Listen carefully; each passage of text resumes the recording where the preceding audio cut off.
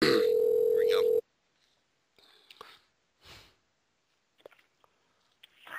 Hello.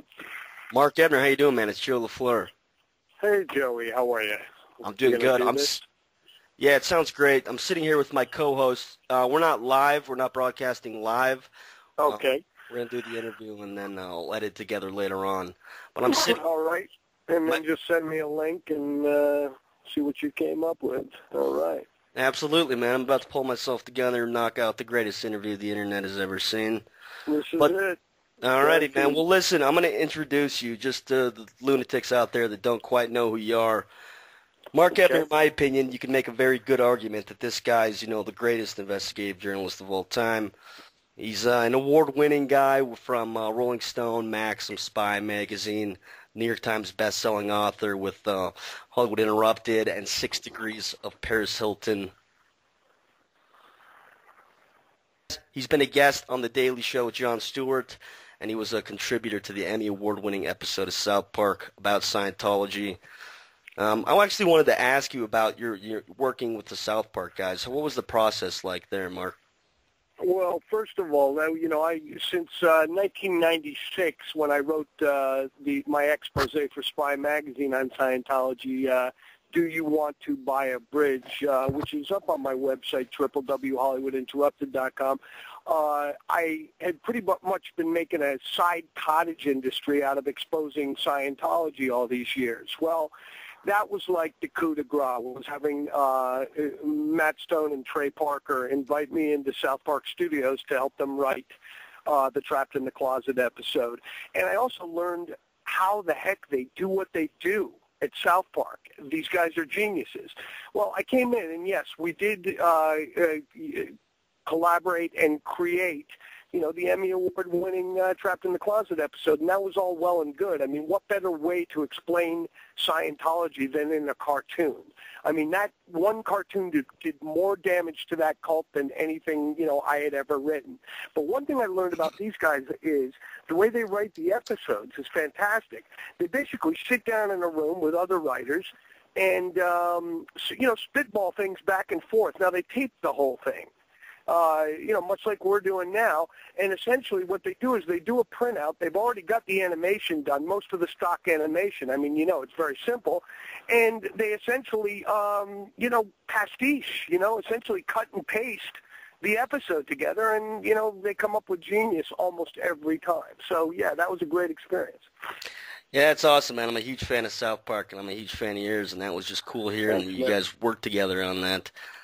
But I feel like, is it fair to say that you're one of the main reasons that Scientology has been exposed as such a fraud in the mainstream media? Well, I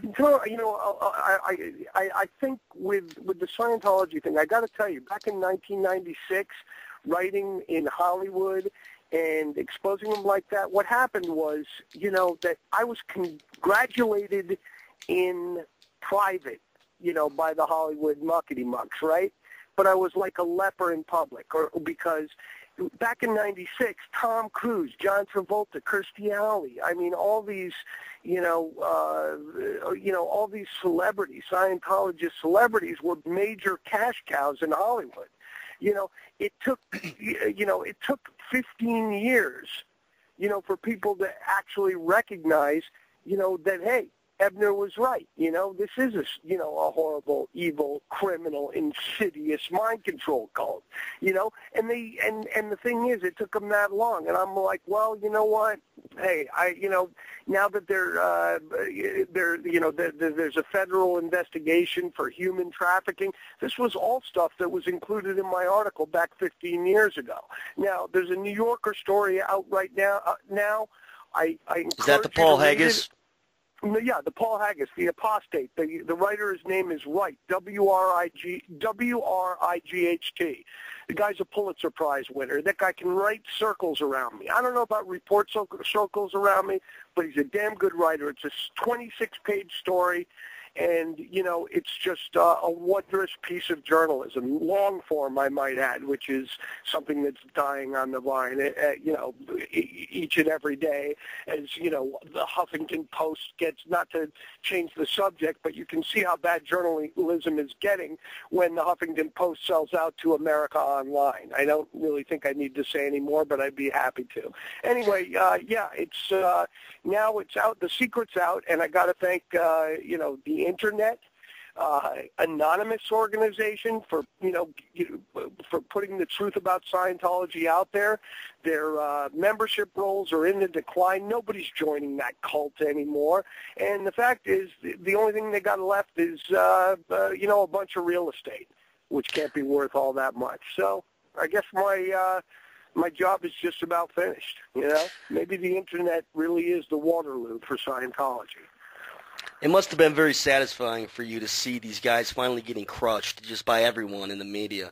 And actually, I just recently reread your Spy magazine article, and I just read that Paul Haggis article, I think yesterday, the day before. And yeah, they're both great.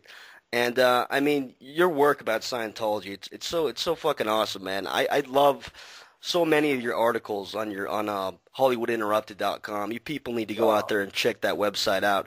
The Death of a Nethead, that's one of the all-time classics in my opinion. That's one of many, but I'm just saying it's absolutely some fantastic stuff. Well, thanks a lot, Joe. I appreciate it. I appreciate anyone who appreciates journalism and, nonfiction writing. It's like, and I appreciate the introduction you gave me, but I want to say I just wanted to put it out there that I have another book coming out May 3rd this year. It's called We Have Your Husband. It's true crime. It's my first, it's my debut in mass market true crime paperback fiction. The book's only $7.99. I'm going to see if I can sell some paperbacks because sure as shit, not many people are paying $25, $26 for a hardcover book anymore. So the book is about a high-profile kidnapping down in Mexico. There was a Dateline episode about it. It's the Garcia Valseca kidnapping.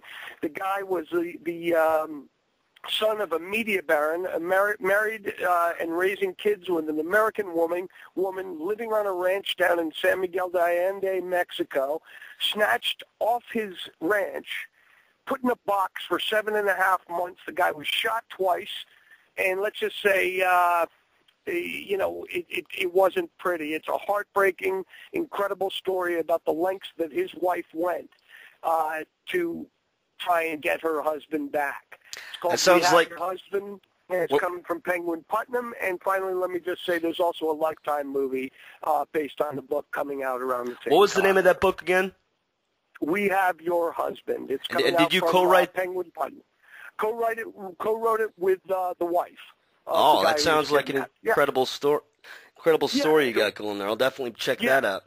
Yeah, it's if you like true crime and also just really strong women and male characters and that sort of thing, then you'll like this. And and for people listening that don't want to read the book, they can see the Lifetime movie based on the same. We Have Your Husband. Thanks, man, for putting that out there. No problem. So you got the Lifetime movie coming out. I know you optioned your Barefoot Bandit story to Matthew Carnahan. What's the status on that? I did. How did you know that, Joey? Did I tell you about that? Or, no, I think I heard it in another interview. You were talking, I think the Boone Brothers podcast, you mentioned that. Oh, okay. Yeah. That was tough because there's a writer who benefited from Geography, I think, for Outside Magazine. Bless him. I'm glad he was able to sell his story. He got the big ticket deal.